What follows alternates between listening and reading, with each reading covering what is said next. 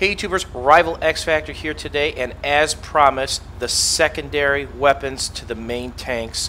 We're going to talk about their capabilities, the do's, the don'ts, and a quick review. And I got Combat Mage, and I got Gigahertz. Boys, how you doing? Good. Hey, how's it going? And let's talk about the LMG, aka the Frozen Pea Shooter. First, it has a spam ability, high rate of fire, but there's some negatives that come with this. First, it overheats. Now I have to wait for it to cool down. And Gigahertz, hold still. I'm going to shoot you. Let me kill the med pack. How much damage does this do to you? That did 19 damage for 2 19 bullets. damage. Now it shoots at a minimum a 2-round burst. What about now? Another 19 damage. Okay, so minimum 2-round burst, 19 damage, point blank. It does have nice suppression, which is nice.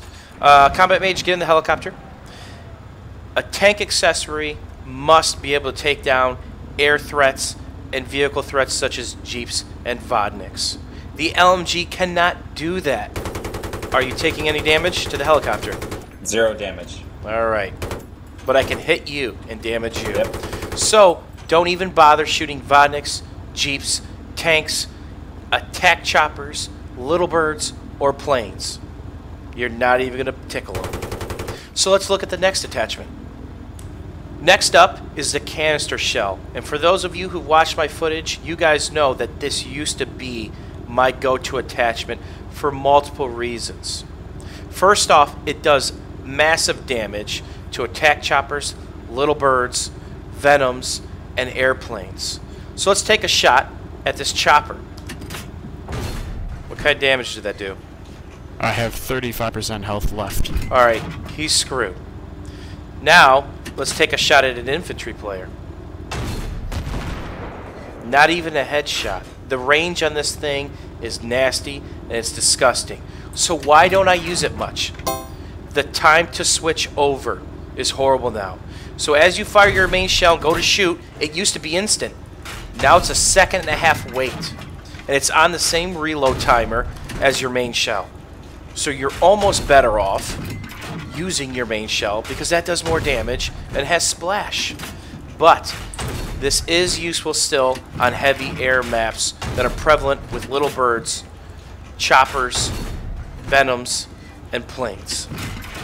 On to the next one, the HMG. And now for the new sheriff in town, the HMG. This is great against infantry. It doesn't have a cooldown, and it does damage against Vodniks and air vehicles alike. So, Gigahertz, stand still, going to shoot you in the chest once, and you're what, 40 meters away? 40 meters away. How much damage 40 meters away? 40 damage. Okay, go ahead and heal up. Alright, Combat Mage, hold still. Point blank, how much damage? 50. Okay. Are you full health back there? I'm full health. How much damage?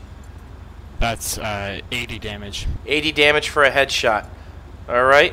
So you can see this thing, it doesn't cool down. You can spam the shit out of it. It suppresses people. And it does a ton of damage. It kills people instantly. Combat Mage, jump in the helicopter. Let's figure out how much damage this does to little birds. What was that? 88%.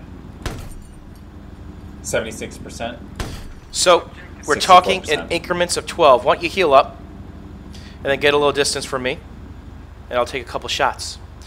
Are there better options against air? Yes, the canister shell does a ton of damage. Go ahead, fly, and get a little distance from me.